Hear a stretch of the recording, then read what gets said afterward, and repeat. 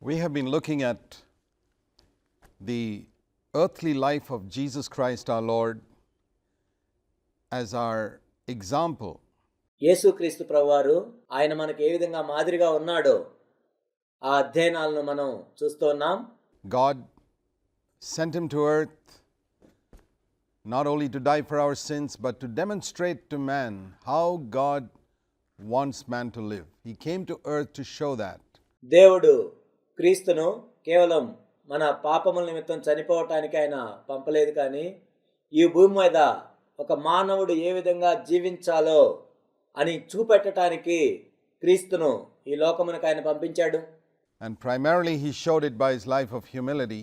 ప్రాథమికంగా ఆయన తన దీనత్వంతో జీవించిన జీవితం ద్వారా చూపించాడు. But we have been looking at the fact that he was also tempted like us in all points. సమస్త విషయముల్లో మనవలే ఆయన శోధించబడ్డాడు అనే విషయాన్ని కూడా మనం చూస్తూ వస్తున్నాం. And overcame every temptation that man can ever face. మానవుడు ఎదుర్కొనే ప్రతి శోధనను కూడా ఆయన ఎదుర్కొని వాటిని జయించాడు. The earthly life of Jesus was something in which the Father allowed him to face all types of difficult circumstances and situations in which he was exposed to every single temptation that human beings would ever face. యేసుక్రీస్తు ప్రభు ఈ భూమి మీద జీవించిన జీవితాన్ని మనం చూసినట్లయితే తండ్రి ఏం చేశాడంటే యేసుక్రీస్తు ప్రభు యొక్క జీవితంలో కష్టమైన పరిస్థితుల ద్వారా ఈ లోకంలో ప్రతి మానవుడు ఏదైతే ఎదుర్కొంటాడో అలాంటి శోధనల గుండా తీసుకువెళ్ళాడు. He did not face all the circumstances we face. That would be impossible. మనం వెళ్ళే పరిస్థితులన్నీ కూడా ఆయన వెళ్ళలేదు, అది అసాధ్యం. But in different circumstances, he faced the same temptations that we face. కానీ వేర్వేరు పరిస్థితుల్లో మనము ఎటువంటి శోధనలు ఎదుర్కొంటామో ఆయన కూడా అటువంటి శోధనలు ఎదుర్కొన్నాడు. Temptations to irritability, to anger, చిరాకు పడి కోపం వచ్చే శోధనలు, to bitterness, to jealousy, పగబెట్టుకోవటం, అసూయపడటం, to the love of money, ధనాశ, sexual temptation, and every single thing లైంగిక సంబంధమైన శోధనలు that we are tempted by, he was tempted. ఆ విధంగా సమస్త విషయాల్లో కూడా మనము ఏ విషయాల్లో శోధించబడతామో ఆయన కూడా అన్ని విషయాల్లో శోధించబడ్డాడు. And he overcame. కానీ వాటిని ఆయన జయించాడు. And that is why the Bible says that he can sympathize with us. అందుకే బైబిల్ మనకేం తెలియజేస్తుందంటే మన ఎడల ఆయన సానుభూతి చూపించగలడు. And right from the beginning of time, Satan has always told man that God's commands are difficult to obey, if not impossible. ఆరంభం నుండి కూడా సైతాను ఏం చెప్తున్నాడంటే దేవుని యొక్క ఆజ్ఞలకు విధేయత చూపించటం ఎంతో కష్టం, అసాధ్యం కాకపోవచ్చు. And the earthly life of Christ was a proof that every command of God can be obeyed. యేసుక్రీస్తు ప్రభు ఈ భూమి మీద జీవించిన జీవితం ఏం తెలియజేస్తుందంటే దేవుని యొక్క ప్రతి ఆజ్ఞ కూడా విధేయత చూపించవచ్చు.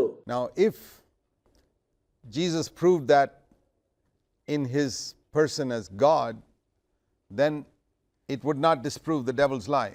ఒకవేళ దేవునిగా యేసుక్రీస్తు ప్రభు ఈ జీవితాన్ని జీవించి ఉన్నట్లయితే అపవాది చెప్పిన అబద్ధాన్ని అది కొట్టివేయలేదు.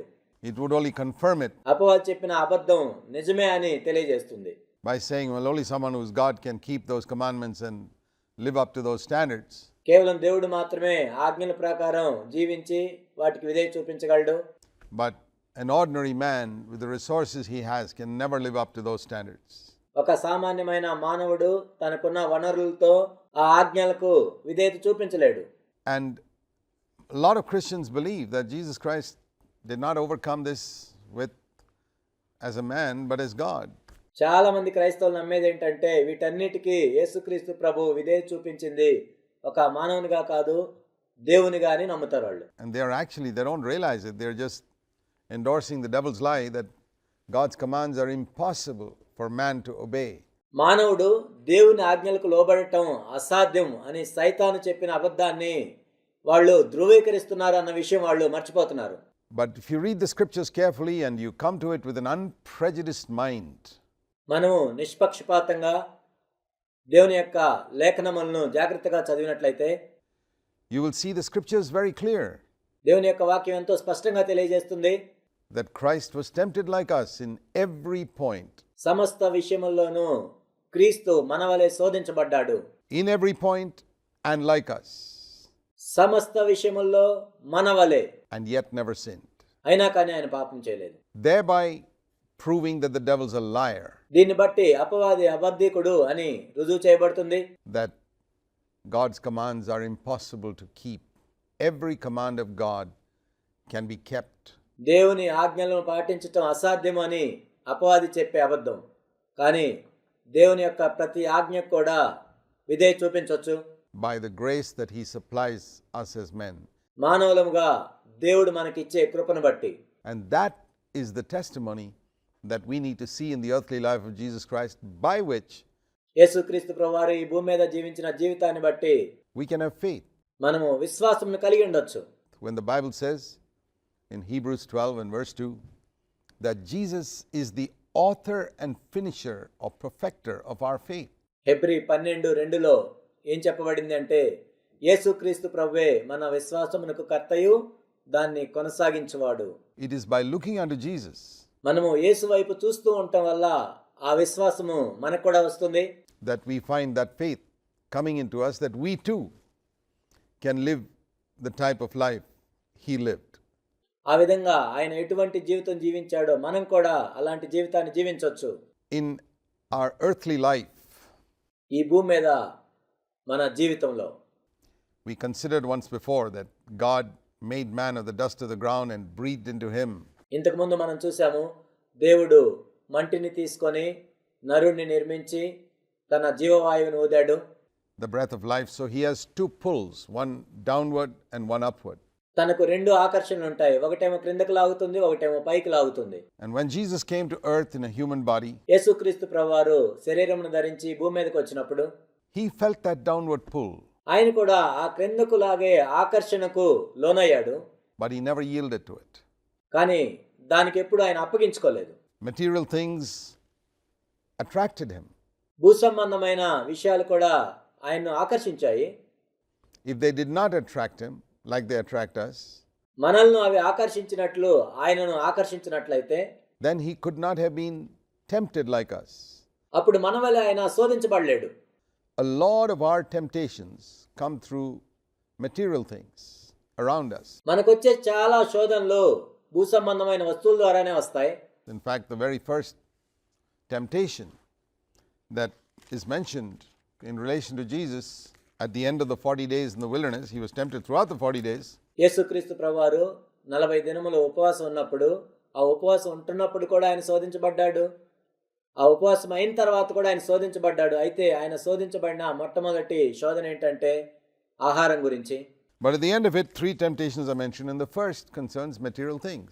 యేసుక్రీస్తు ప్రభువుకు సంబంధించి ప్రస్తావించబడిన శోధన గురించి మనం చూసినట్లయితే Food for the body. And what we see there is that he was hungry just like any man would be hungry after fasting for 40 days.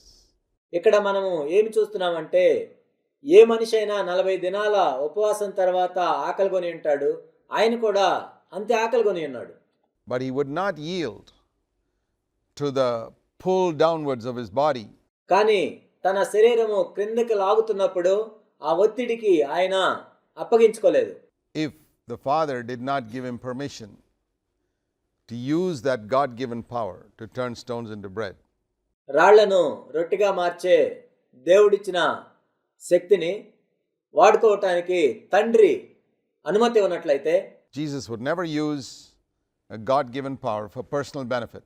దేవుడిచ్చిన శక్తిని యేసుక్రీస్తు ప్రభువారు ఎప్పుడు వ్యక్తిగత అవసరాల కోసం వాడుకోలేదు. And here, even though his body demanded it, he said no. ఇక్కడ తన శరీరము కావాలని కోరుకుంటున్నా కానీ లేదు అని ఆయన చెప్పాడు. His attitude to material things, we see, is an example for us. భూసంబంధమైన వస్తువుల విషయంలో ఆయన వైఖరి ఎలా ఉందో మనం చూడవచ్చు. ఆయన మనకు మాదిరిగా ఉన్నాడు.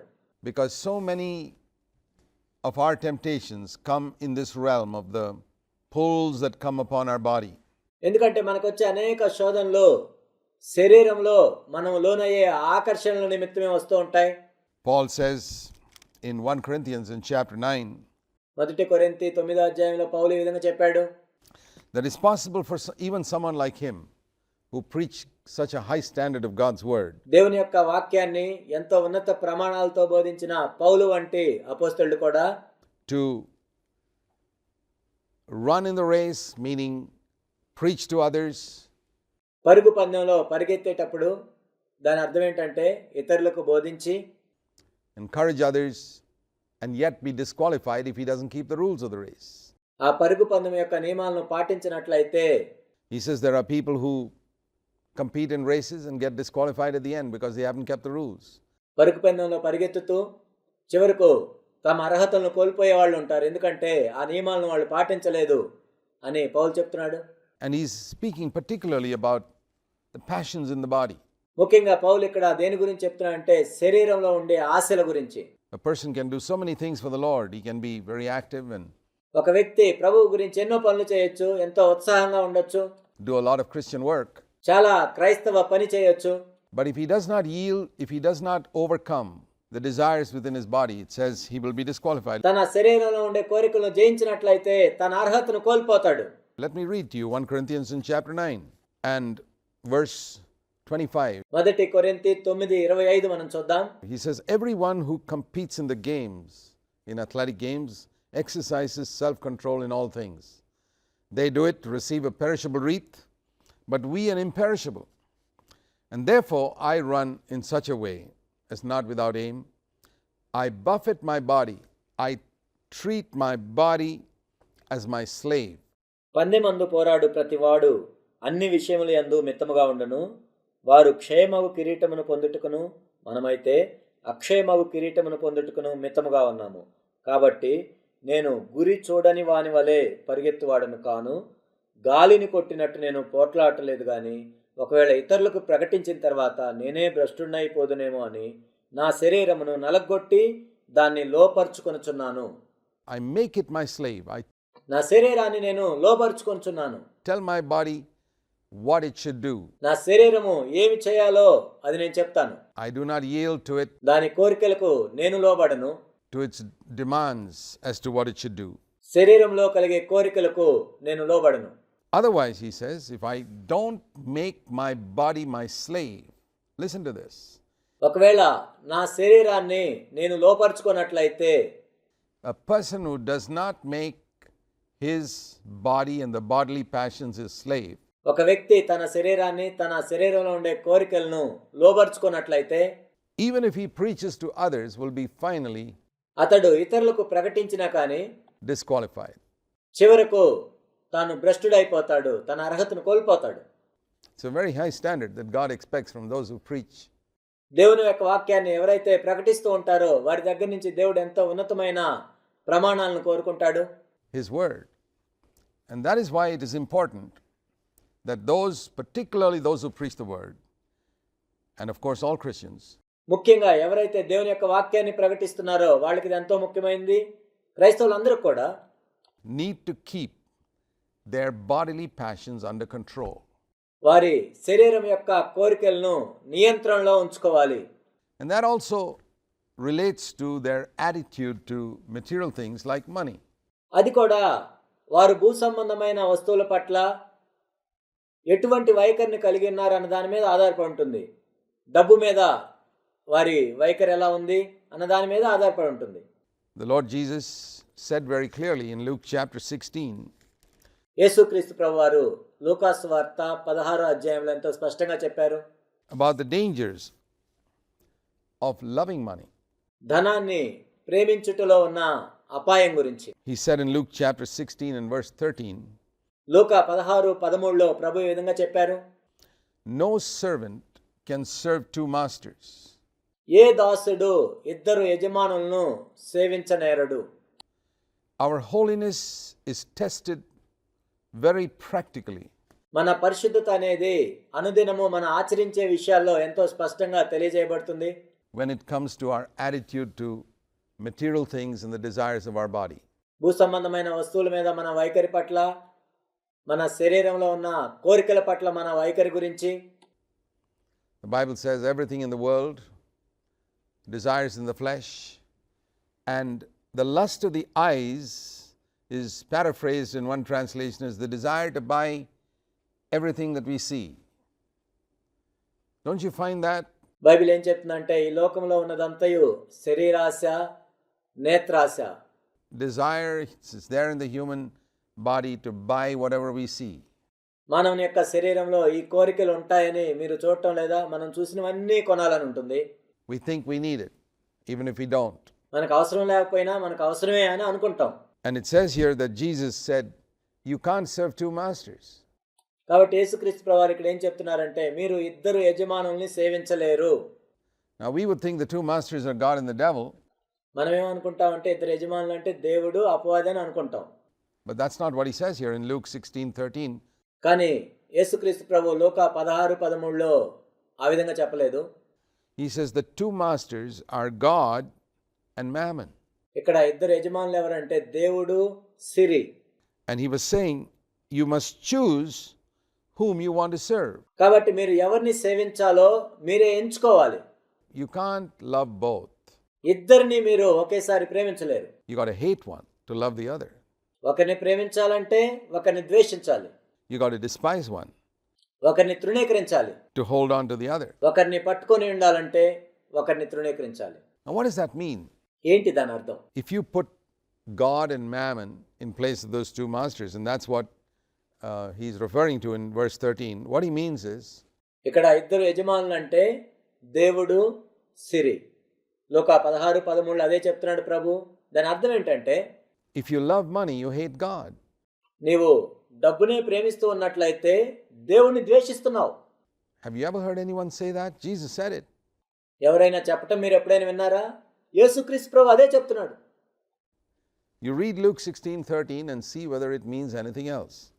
మీరు లూకా 16:13 చదవండి. యేసుక్రీస్తు ప్రభువారు దీనికంటే వేరుగా ఏమని చెప్తున్నాడా? If you are clinging and holding on and attached to money and earthly things, you're actually despising God. నీవు కేవలం డబ్బుని హత్తుకొని భూ సంబంధమైన వస్తువుల్ని అంటిపెట్టుకున్నట్లయితే నిజానికి నీవు యేసుక్రీస్తు ప్రభువుని ద్వేషిస్తున్నావు. Whereas if you cling on to God, you won't hold on to money so tightly. కానీ నువ్వు దేవుణ్ణి హత్తుకొని ఉన్నట్లయితే డబ్బుని నువ్వు అంత గట్టిగా పట్టుకోలేవు. If you love God with all your heart, you won't be attached to money. That's the point here. నీవు దేవుణ్ణి హత్తుకొని ఉన్నట్లయితే నీవు డబ్బుని గట్టిగా పట్టుకొని ఉండలేవు. అదే ఇక్కడ విషయం. There are only two masters. కేవలం ఇద్దరు యజమానులు మాత్రమే ఉన్నారు. And when Jesus came to earth, he recognized that. యేసుక్రీస్తు ప్రభువారు ఈ భూమి మీదకి వచ్చినప్పుడు దాన్ని గుర్తించారు. Jesus handled money, and it's very important for us to understand how he handled money. యేసుక్రీస్తు ప్రభువారు డబ్బుతో ఏ విధంగా వ్యవహరించాడో దాన్ని మనం అర్థం చేసుకోవటం ఎంతో ప్రాముఖ్యమైన విషయం. First as a carpenter, మొట్టమొదటిగా ఒక వడ్రంగిగా, and then as a full-time worker. ఆ తర్వాత పూర్తి కాలపు సేవకునిగా. See, the Lord Jesus had to be an example for us in both these areas. ఈ రెండు విషయాల్లో కూడా యేసుక్రీస్తు ప్రభువారే మనకు మాదిరిగా ఉన్నారు. Because many Christians, most Christians are actually in secular work. ఎందుకంటే అనేక మంది క్రైస్తవులు ఈ భూమి మీద లౌకిక సంబంధమైన పనులు చేసుకుంటూ ఉంటారు. And then there are Christians who are in full-time work. And పూర్తి కాలపు క్రైస్తవ సేవలో ఉన్న క్రైస్తవులు కూడా ఉన్నారు. Christ is an example to both. ఇరువురికి కూడా క్రీస్తే మాదిరిగా ఉన్నాడు. Look first at his example as a carpenter. ఒక వడ్రంగిగా ఆయన ఏ విధంగా మాదిరిగా ఉన్నాడో చూద్దాం. He worked up to the age of 30. ఆయనకు 30 సంవత్సరాలు వచ్చే వరకు ఆయన పని చేసుకుంటూ ఉన్నాడు. Earning his living, he had 4 younger brothers. జీవించటం కోసం తాను పని చేసుకుంటూ ఉన్నాడు. తనకి ఇంకా 4 సహోదరులు ఉన్నారు, చిన్నవాళ్ళు. 2 younger sisters. 2 చెల్లెళ్ళు ఉన్నారు. And a mother, probably Joseph was dead by that బహుశా ఆ సమయానికి యేసేపు కూడా చనిపోయి ఉంటాడు. తన తల్లి అయిన మరియ ఉంది. time. We don't hear of him. ఎందుకంటే ఆ తర్వాత యేసేపు గురించి మనం వినలేదు. Which means he, as the eldest son, had the responsibility for these 7 other members in his 8-member family. ఎందుకంటే ఇంట్లో పెద్ద కుమారునిగా ఇంట్లో 8 మంది ఉంటే 7 ఆయన మీద ఆధారపడి ఉన్నారు. వాళ్ళని చూసుకోవాలి. Maybe the other brothers worked too, but Jesus was the elder brother and he had to work as a carpenter. మిగిలిన సహోదరులు కూడా పనిచేస్తూ ఉండొచ్చు. కానీ యేసుక్రీస్తు పెద్దవాడు కాబట్టి తాను జీవించటానికి వడ్రంగి పనిచేస్తూ ఉన్నాడు. earn his living, and support that family. వడ్రంగి పనిచేస్తూ ఆ కుటుంబాన్ని పోషించాలి కాబట్టి Obviously, he had to learn the discipline as a carpenter to keep family expenses within the limits of what he could earn. ఖర్చులు ఎంత పెట్టాలి అనేది క్రమశిక్షణ ఆయన కలిగి ఉంటాడు. His aim as a carpenter was certainly not to be the richest carpenter in Nazareth. I'm sure with నజరేతులో ఉన్న వడ్రంగి వాళ్ళందరికంటే కూడా నేను ధనికుడైన వడ్రంగిని అవ్వాలి అన్నది ఆయన ఉద్దేశం కాదు. he would do many acts of kindness and goodness ఆయన ఎన్నో మంచి పనులు చేస్తూ ఉండేవాడు, కనికరం చూపిస్తూ ఉండేవాడు. to poor people and widows, and బీదలకు, విధవరాళ్లకు, probably make things freely for some of them, కొంతమందికి అయితే ఉచితంగానే పని చేస్తూ ఉండేవాడు. so that he wouldn't take money from some who couldn't afford it. ఎవరైతే డబ్బులు చెల్లించలేరో వాళ్ళ దగ్గర డబ్బులు తీసుకుండేవాడు కాదు. And you can imagine that if he did his business like that, he was certainly not going to be the richest carpenter in Nazareth. మీరు ఊహించుకోండి, తన వ్యాపారాన్ని ఆ విధంగా చేస్తూ ఉన్నట్లయితే నజరేతులో ఉన్న వాళ్ళందరికంటే ఆయన ఏమీ ధనవంతుడు కాలేడు. Because that was not his goal. ఎందుకంటే తన గురి కూడా అది కాదు. It was a means of earning a living. ఆయన జీవించటానికి, పోషించటానికి కావాల్సిన డబ్బును ఆయన సంపాదించుకుంటున్నాడు. God gives us a job as a means of earning a living. He didn't have ambitions to be well known as a carpenter or any such thing. నేను పేరు ప్రఖ్యాతులు గాంచిన వడ్రంగిగా ఉండాలి అనే ఆశయాలు ఆయనకేమీ లేవు. A wholehearted disciple of Jesus uses his profession as a means of earning a living to support himself and his family. పూర్ణ హృదయముతో ప్రభువును వెంబడించే శిష్యుడు ఎప్పుడు కూడా తన వృత్తిని ఎలా వాడుకుంటాడంటే తన్ను తాను పోషించుకోవటానికి, తన కుటుంబాన్ని పోషించుకోవటానికి కావాల్సిన వనరులాగానే చూస్తాడు. And I'm absolutely sure that he steered clear of debt. నేను నిశ్చయంగా అనుకుంటున్నాను, ఆయన ఎప్పుడు అప్పు లేకుండా జీవించాడు. He didn't want to expand his business by borrowing money. ఎక్కడో డబ్బు అప్పు చేసి తన వ్యాపారాన్ని విస్తరించాలని ఆయన అనుకోలేదు. There are many things that we can learn from the earthly life of Jesus, from his attitude. యేసుక్రీస్తు ప్రభువారు ఈ భూమి మీద ఉన్నప్పుడు తన పని గురించి ఎటువంటి వైఖరి కలిగి ఉన్నాడో దాన్ని చూసి మనం అనేక విషయాలు నేర్చుకోవచ్చు. Towards his work, the Bible says in Romans 13 verse 8, owe no man anything. Roma 13:8లో Bible ఏం చెప్తుందంటే ఎవనికి ఏమీ అచ్చి ఉండవద్దు. We are to not be in debt to anybody. మనము ఎవరికి అప్పు ఉండకూడదు. If borrowing is necessitated in a certain situation, owe no man anything means that as soon as possible clear that debt. ఏదైనా క్లిష్ట పరిస్థితుల్లో అప్పు చేయవలసి వచ్చినట్లయితే ఎవనికి ఏమీ అచ్చి ఉండవద్దు అంటే వీలైనంత త్వరగా వాటిని చెల్లించాలి. There may be situations where you need to borrow money in an emergency. కొన్నిసార్లు అత్యవసర పరిస్థితుల్లో అప్పు చేయాల్సిన అవసరం రావచ్చు. But the Bible doesn't say don't get into debt, but it says owe no man anything, meaning that నువ్వు అప్పు చేయవద్దు అని బైబిల్ చెప్పట్లేదు, కానీ నువ్వు ఎవనికి ఏమీ అచ్చి ఉండవద్దు అంటే as soon as possible clear it. వీలైనంత త్వరగా వాటిని చెల్లించాలి అని అర్థం. Don't live owing people anything. ఇతరులకు నీవేదైనా అచ్చి ఉండి నీవు ఆ విధంగా జీవించొద్దు. Jesus also taught in relation to money, render to Caesar what is Caesar's. యేసుక్రీస్తు ప్రభువారు డబ్బు గురించి చెప్తున్నప్పుడు కైసరివి కైసరుకు చెల్లించాలి, and render to God what is God. దేవునికి సంబంధించినవి దేవునికి చెల్లించాలి. In other words, he said don't ever hold back from the government money that's due to the government. Caesar is the government or any other human being. కైసరువి కైసరుకు చెల్లించాలి అంటే ప్రభుత్వానికి చెల్లించాల్సినవి ప్రభుత్వానికి చెల్లించాలి, ఎవరికి చెల్లించాల్సినవి వాళ్ళకి చెల్లించాలి. We're not to cheat the government of taxes. We're not to cheat ప్రభుత్వానికి పన్ను కట్టే విషయంలో మోసం చేయకూడదు. any human being of money that rightfully belongs to them. ఏదైనా ఒక మనిషికి న్యాయంగా చెందవలసిన డబ్బు విషయంలో కూడా మనం మోసం చేయకూడదు. We're not to borrow money and then give that to God. No. మనము ఇతరుల దగ్గర అప్పు చేసి దేవునికి డబ్బులు ఇవ్వకూడదు. Jesus said give to Caesar what is Caesar's, కైసరుకు సంబంధించినవి కైసరుకి ఇవ్వాలి, and give to God what is God's. దేవునికి సంబంధించినవి దేవునికి ఇవ్వాలి. This is part of righteousness and holiness. నీతిగా పరిశుద్ధంగా ఉండటంలో ఒక భాగం ఇది. It's so important for us to have a clear attitude in this area of money డబ్బు విషయంలో మనం ఎంతో స్పష్టమైన వైఖరిని కలిగి ఉండాలి. if we want to be genuinely holy, because మనము నిజముగా పరిశుద్ధులుగా ఉండాలనుకుంటే A lot of Christians who appear to have an interest in holiness, many other areas, ఎందుకంటే అనేక మంది క్రైస్తవులు ఇతర విషయాల్లో పరిశుద్ధంగా ఉండడానికి ప్రయత్నిస్తారు. when it comes to the area of mammon and material things, they fail completely. ఈ భూ సంబంధమైన వస్తువులకు వచ్చేసరికి, డబ్బు విషయంలోకి వచ్చేసరికి వాళ్ళు పూర్తిగా తొలగిపోతారు. And that's the area where our holiness is very often tested. మన పరిశుద్ధత ఎక్కువగా పరీక్షించబడే విషయం ఇది. And particularly as a Christian worker, ముఖ్యంగా క్రైస్తవ పనిచేసే వాళ్ళు ఇక్కడ ఎక్కువగా పరీక్షించబడతారు. when Jesus Christ was in full-time work for 3.5 years, యేసుక్రీస్తు ప్రభువారు 3.5 సంవత్సరాలు పూర్తి కాలపు సేవలో ఉన్నప్పుడు there the tests in money were even more, అక్కడ డబ్బు విషయంలో పరీక్షించబడటం అనేది ఇంకా ఎక్కువగా ఉంటుంది. because now he was not earning. ఎందుకంటే ఇప్పుడు ఆయన సంపాదించట్లేదు. He was dependent on others. ఆయన ఇప్పుడు వేరే వాళ్ళ మీద ఆధారపడి ఉన్నాడు. Now in the New Testament we read about two ways in which Christian workers supported themselves.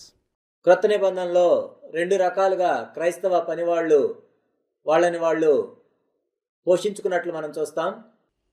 One demonstrated by the Apostle Paul, who, because his job was like a tent maker, he could carry his needle around everywhere. And ఒక విధానమేమో పౌలు వలె, పౌలు డేరాలు కుడుతూ ఉండేవాడు. ఆయన ఎక్కడికి వెళ్తే అక్కడ తన సూదిని తీసుకువెళ్ళేవాడు. stitch tents and earn a living, ఆ డేరాలు కుట్టుకుంటూ తాను పోషించుకుంటూ ఉండేవాడు. and support himself, and he did that. ఆ విధంగా తాను పోషించుకుంటూ వచ్చాడు. Not everywhere. And ప్రతి చోట ఆ విధంగా చేయలేదు. we read that the church in Philippi would support him financially and he would receive it. Philippi సంఘము ఆయనకు సహాయం చేసినట్లుగా మనం చూస్తాం. ఆయన తీసుకున్నట్లుగా మనం చూస్తాం. But in a number of other places like Ephesus and Thessalonica and Corinth, he never took any money from the people he served. కానీ అనేక ఇతర ప్రదేశాల్లో మనం చూసినట్లయితే ఆయన ఎవరికైతే సేవ చేశాడో వాళ్ళ దగ్గర నుండి ఆయన తీసుకోలేదు. ఎఫెసి, తెస్సలోనిక, కొరింథీలో మనం చూస్తాం. So he didn't live by a rule. He lived by being sensitive to the Holy Spirit to see whether it was right or appropriate to take in this situation or wrong. And in many cases he wouldn't. ఆయన ఏదో ఒక rule పెట్టుకొని ఆ విధంగా జీవించలేదు. కానీ అనేక చోట్ల ఇక్కడ తీసుకోవటం సరైనదా కాదా అని పరిశుద్ధాత్మ మీద ఆధారపడి ఆ సున్నితత్వం కలిగి ఉండి ఆ విధంగా చేశాడు. అనేక చోట్ల ఆయన తీసుకోలేదు. He supported himself. తను తానే పోషించుకున్నాడు. But then there are others like Peter who were fishermen. They couldn't carry their boats everywhere or fish everywhere.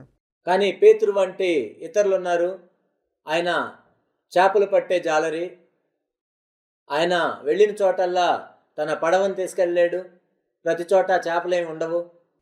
They were supported financially by believers. వాళ్ళ ఆర్థిక అవసరాల నిమిత్తం విశ్వాసుల మీద వాళ్ళు ఆధారపడ్డారు. And Jesus was like that too. యేసుక్రీస్తు ప్రభువు కూడా ఆ విధంగా ఉన్నారు. He was a carpenter. యేసుక్రీస్తు ప్రభువారు వడ్రంగి పని చేశారు. And he was supported by people who gave him gifts. ప్రజలు ఇచ్చిన కానుకల మీద ఆయన ఆధారపడ్డారు. So I want to show you this verse in Luke's Gospel in chapter 8. లూకా సువార్త 8వ అధ్యాయంలో మనం చూసినట్లయితే It says in Luke chapter 8 about a number of people who followed Jesus. Some of them were women. ఇక్కడ లూకా 8లో మనం చూస్తాము యేసుక్రీస్తు ప్రభువుని అనేక మంది అనుసరిస్తూ ఉన్నారు. అయితే కొంతమంది స్త్రీలు కూడా అందులో ఉన్నారు. In Luke chapter 8 verse 2, and among them were some rich women. లూకా 8:2లో మనం చూసినట్లయితే ఆ స్త్రీల్లో కొంతమంది ధనవంతురాళ్ళైన స్త్రీలు ఉన్నారు. Like Joanna verse 3, the wife of Cusa, హేరోదు యొక్క గృహ నిర్వాహకుడగు కూజా భార్యయగు Yohanna, Herod's steward, and Susanna, and many others, Susanna మరియు మిగిలిన అనేక మంది ఆయనతో ఉన్నారు. who were contributing to their support out of their private means. వీరును ఇతరులు అనేకులను తమకు కలిగిన ఆస్తితో వారికి ఉపచారము చేయుచు వచ్చిరి. So there were numerous people who were supporting Jesus' band of 12 apostles and himself and other people in the team financially. కాబట్టి ఇక్కడ అనేక మంది యేసుక్రీస్తు ప్రభువును, ఆయన యొక్క 12 మంది శిష్యులను, ఆయనతో ఉన్న మిగిలిన వాళ్ళని కూడా వీళ్ళు ఉపచారం చేస్తూ ఉన్నారు వాళ్ళకి. Herod's steward, palace manager's wife. హేరోదు యొక్క గృహ నిర్వాహకుని భార్య. He must have been earning quite a big salary. అతనికి ఎంతో ఎక్కువ జీతం వస్తూ ఉండొచ్చు. And she was giving large sums of money. ఆమె ఎంతో ఎక్కువ డబ్బు ఇస్తూ ఉంది. And that's why they needed a treasurer. అందుకే వాళ్ళకి ఒక కోశాధికారి కావాలి. And that's why Judas Iscariot carried a bag with him where all this money that people were giving for Jesus' ministry was kept. అందుకే ఇస్కరియోతు యోధా ఎక్కడైతే యేసుక్రీస్తు ప్రభు వెళ్తారో అక్కడికి డబ్బు సంచి తీసుకొని అందరూ ఇచ్చే డబ్బుని తీసుకొని ఆయన దాచిపెడుతూ ఉన్నాడు.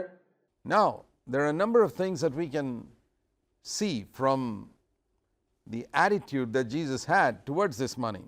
ఈ డబ్బు పట్ల యేసుక్రీస్తు ప్రభువారు ఎటువంటి వైఖరిని కలిగి ఉన్నారో మనం అనేక విషయాలు ఇక్కడ చూడొచ్చు.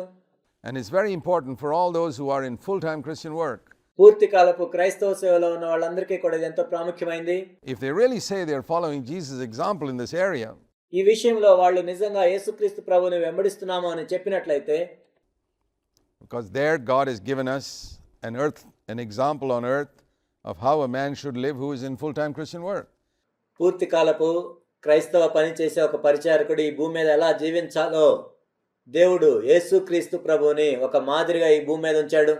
He's given us an example in Jesus earning his living as a carpenter, how a man should live in a secular job. ఒక వ్యక్తి లౌకిక ఉద్యోగంలో ఎలా ఉండాలో యేసుక్రీస్తు ప్రభు వడ్రంగి పని చేస్తూ ఈ భూమి మీద జీవించిన జీవితాన్ని మాదిరిగా ఉంచాడు. And he's given us an example again in Christ as a full-time worker, how a Christian worker should live in relation to money. ఒక పూర్తి కాలపు క్రైస్తవ పరిచారకుడు డబ్బు విషయంలో ఏ విధంగా జీవించాలో యేసుక్రీస్తు ప్రభువుని మాదిరిగా ఉంచాడు. Jesus never received a salary from anyone.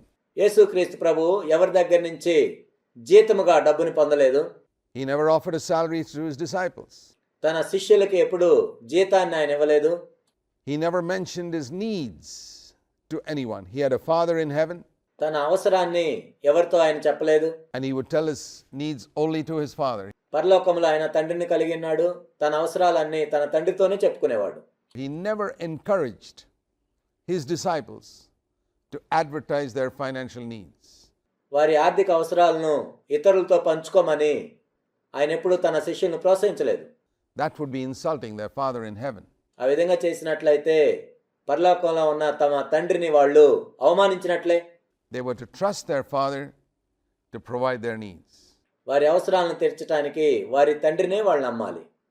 We never find anywhere in the New Testament anyone asking people to support himself in the ministry.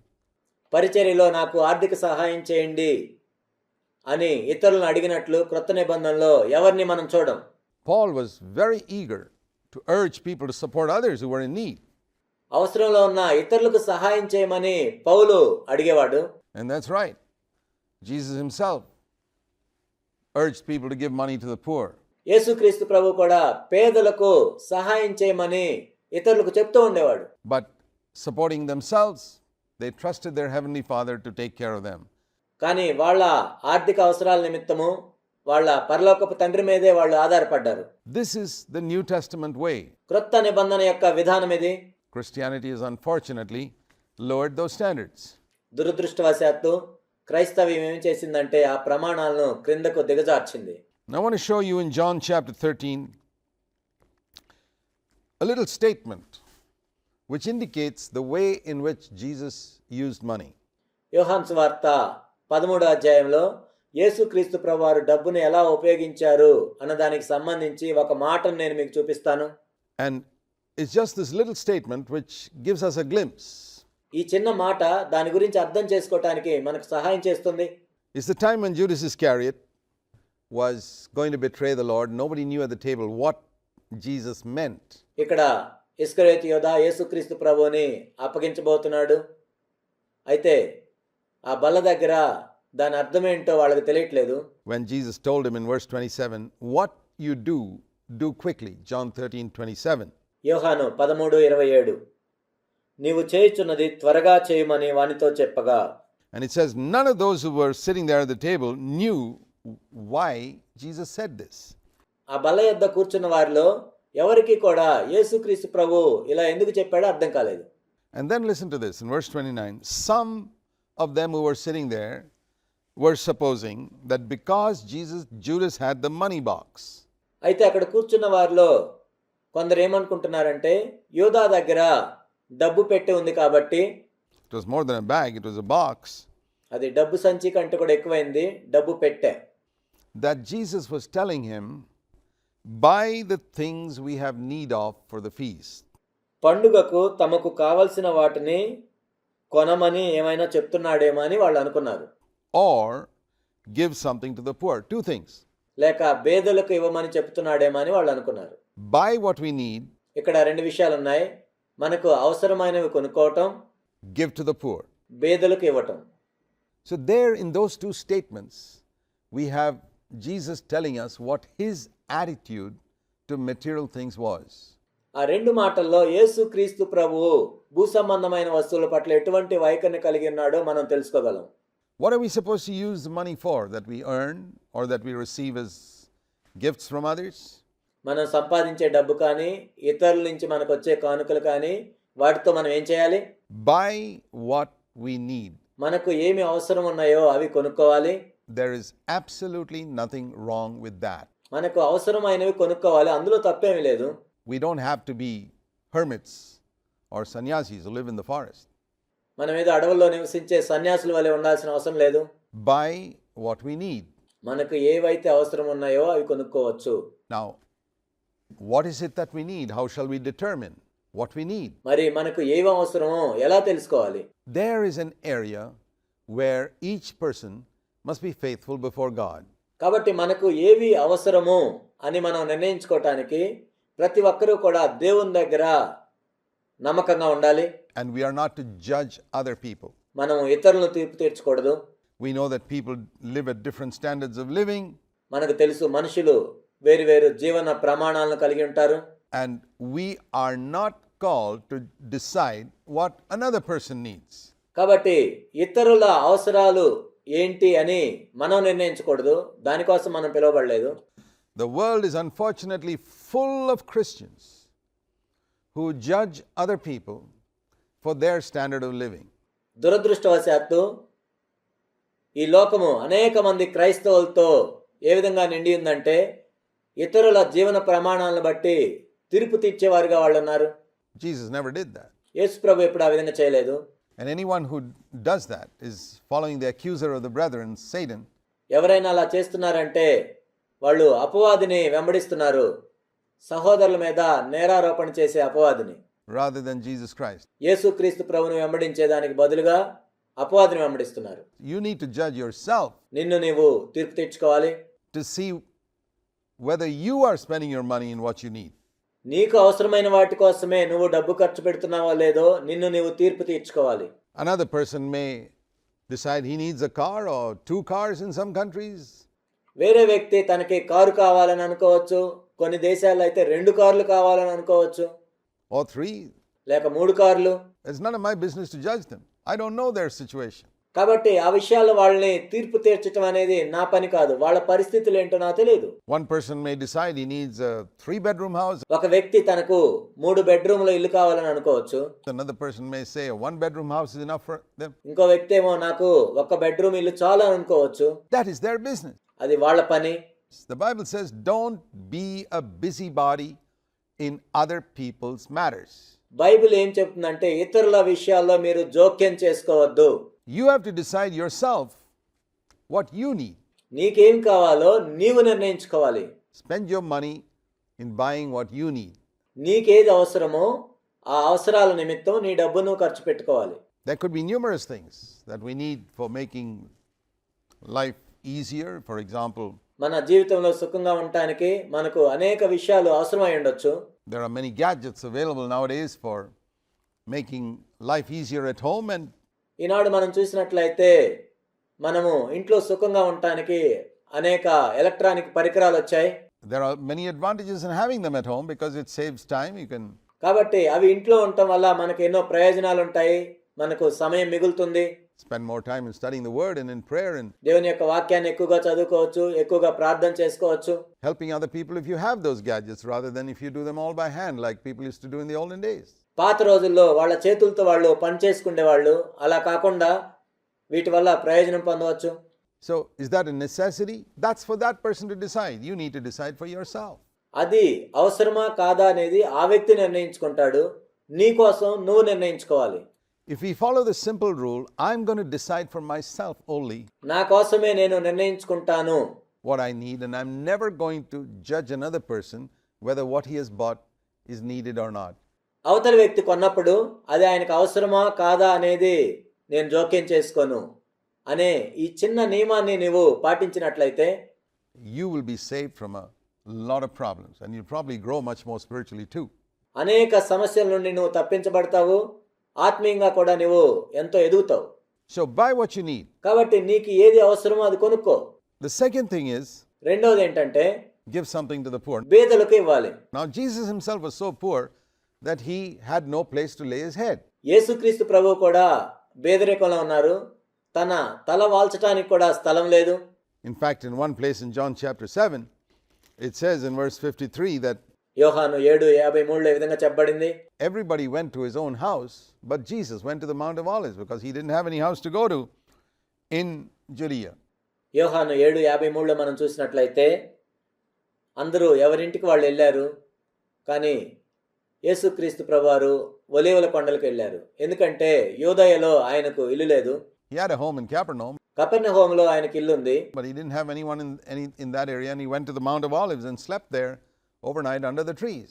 ఆయన ఒలీవల కొండలకు వెళ్ళి రాత్రిపూట చెట్ల కింద నిద్రించాడు.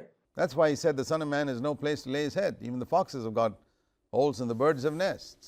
అందుకే ఆయన ఈ విధంగా చెప్పాడు, నక్కలకు బొరియలున్నాయి, పక్షులకు గూళ్ళున్నాయి, కానీ మనిషి కుమారుడు తల వాల్చుకొనుటకు స్థలం లేదు. So even though he was so poor, yet out of what he got, he gave to people who are poorer than him. ఆయన ఎంతో పేదవాడైనప్పటికీ ఆయన దగ్గరికి వచ్చిన డబ్బులో నుంచి కొంత తీసుకొని ఆయన కంటే పేదలుగా ఉన్న వారికి ఇచ్చాడు. Like blind Bartimaeus was probably poorer than him. ఉదాహరణకు గుడ్డివాడైన బర్తలోమయ తనకంటే పేదవాడై ఉండొచ్చు. There were people in Jewish society who were poorer than Jesus. యూదా సమాజంలో యేసుక్రీస్తు కంటే కూడా పేదలైన వాళ్ళు ఉండుండొచ్చు. A lot of people who think they're very poor don't realize that there are other people in the church who are much poorer than them. చాలా మంది మేము పేదవాళ్ళమని వాళ్ళు అనుకుంటారు, కానీ సంఘంలో వాళ్ళకంటే ఇంకా పేదవాళ్ళు ఉంటారని వాళ్ళు గుర్తించరు. And so all these people who just wait for somebody to give them కాబట్టి ఎవరైతే ఎదురు చూస్తూ ఉంటారో ఎవరైనా మాకు ఏమైనా ఇస్తారని gifts and handout because they think they are so poor, they're not following Jesus at all. మేము ఎంతో పేదవాళ్ళము, ఎవరైనా కానుకలు ఇస్తారేమో అని చూసేవాళ్ళు నిజంగా యేసుక్రీస్తు ప్రభువుని వెంబడించట్లేదు. So you see a tremendous example here in Christ క్రీస్తులో ఇక్కడ ఎంతో అద్భుతమైన మాదిరిని మనం చూస్తున్నాం. in the fact that he had a concern for the poor. ఆయన పేదల పట్ల ఎటువంటి పట్టింపు కలిగి ఉన్నాడో మనం చూసినట్లయితే మనకు అర్థమవుతుంది. But we also see that Jesus Christ was faithful in this area of money. యేసుక్రీస్తు ప్రభువారు డబ్బు విషయంలో ఎంతో నమ్మకంగా ఉన్నట్లు కూడా మనం చూస్తున్నాం. And was not attached to it in another thing. The Bible says that యేసుక్రీస్తు ప్రభువారు కేవలం డబ్బునే పట్టుకొని ఉండకుండా డబ్బు విషయంలో ఏ విధంగా నమ్మకంగా ఉన్నాడో మనం చూస్తున్నాం. when Judas Iscariot said, why don't in John chapter 12 it says about Judas Iscariot saying concerning Mary of Bethany, యోహాను సువార్త 12వ అధ్యాయంలో మనం చూసినట్లయితే బేతనీలో ఉన్న మరియ గురించి ఇస్కరియోతు యోధా ఈ విధంగా అన్నప్పుడు, pouring out the perfume that it could have been sold and given to the poor, నీవు అత్తరును పారపోసావు, దాన్ని అమ్మి బేదలకు ఇవ్వచ్చు కదా అన్నప్పుడు, it says that he was a thief and he used to take the money which was in the box and pilfer it. ఇస్కరియోతు యోధా దొంగ అయి ఉన్నాడు, ఆ డబ్బు సంచిలో నుంచి డబ్బును దొంగిలిస్తూ ఉన్నాడు. John chapter 12 verse 6. యోహాను 12:6. He used to steal that money. ఆ డబ్బును దొంగిలిస్తూ ఉండేవాడు ఇస్కరియోతు యోధా. Now Jesus knew very well that Judas Iscariot was stealing the money. యేసుక్రీస్తు ప్రభువుకి స్పష్టంగా తెలుసు ఇస్కరియోతు యోధా ఆ డబ్బును దొంగిలిస్తున్నాడని. But it didn't disturb him. కానీ దాని వలన యేసుక్రీస్తు ప్రభు కలత చెందలేదు. He just left that with his father. తన తండ్రికి అప్పగించాడు దాన్ని. And that's wonderful to be able to have that type of detachment from money. డబ్బు విషయంలో గట్టిగా పట్టుకోకుండా ఆ విధంగా ఉండటం కూడా ఎంతో అద్భుతం. That we're not going to fight with people over money. డబ్బు గురించి ఇతరులతో పోట్లాట్లు పెట్టుకోకుండా ఉండటం. If somebody steals it, okay. ఎవరైనా దాన్ని దొంగిలించితే సరే, దాన్ని విడిచిపెడదాం. Be more careful next time if somebody stole your money, but తర్వాత ఆ విషయంలో జాగ్రత్తగా ఉండాలి. ఎవరైనా మనం డబ్బులు దొంగిలించినట్లయితే don't go fighting with people over it. కానీ దాని గురించి వెళ్ళి ఎవరితోనో పోట్లాట పెట్టుకోవాల్సిన అవసరం లేదు. We find this detached attitude in Jesus Christ towards material things. ఈ భూ సంబంధమైన వాటిని యేసుక్రీస్తు ప్రభువారు వేటిని కూడా గట్టిగా పట్టుకోనట్లు మనం చూస్తున్నాం. And that's a very important area అదెంతో ప్రాముఖ్యమైన విషయం. for all of us if we are to follow the Lord. We are to be మనందరము కూడా ప్రభుని వెంబడించాలంటే ఇదెంతో ప్రాముఖ్యమైనది. careful in the use of material things, భూ సంబంధమైన వస్తువులు ఆడుకునే విషయంలో మనం జాగ్రత్తగా ఉండాలి. but we're not to be attached to material things. కానీ ఆ భూ సంబంధమైన వాటికి మనం అంటి పెట్టుకొని ఉండకూడదు. This is what it means to be a disciple. శిష్యునిగా ఉండటం అంటే అర్థం ఇది. This is what Jesus meant when he said, if anyone wants to be my disciple like me, he's got to forsake his possessive attitude towards material things. అందుకే యేసుక్రీస్తు ప్రభువారు చెప్పారు, ఎవడైనాను నా శిష్యుడిగా ఉండగోరినట్లయితే నా వలె ఈ భూ సంబంధమైన వస్తువుల విషయంలో గట్టిగా పట్టుకునే వైఖరి ఉండకూడదు. That's the meaning of Luke 14:33. He must not possess them. He can have them, but he must not possess them. లూకా 14:33 యొక్క అర్థం అదే. వాటిని ఉపయోగించుకోవచ్చు, కానీ వాటిని గట్టిగా పట్టుకొని ఉండకూడదు. We can have many things in the world, but once we possess them, we can no longer be his disciples. ఈ లోకంలో ఎన్నో వస్తువులను మనం కలిగి ఉండొచ్చు, కానీ వాటిని గట్టిగా పట్టుకొని ఉండకూడదు. అలా ఉన్నట్లయితే మనం శిష్యులుగా ఉండలేము. May God help us to have that attitude. అటువంటి వైఖరి మనం కలిగి ఉన్నట్లుగా ప్రభు మనకు సహాయం చేయను గాక. God bless you. దేవుడు మిమ్మల్ని ఆశీర్వదించును గాక.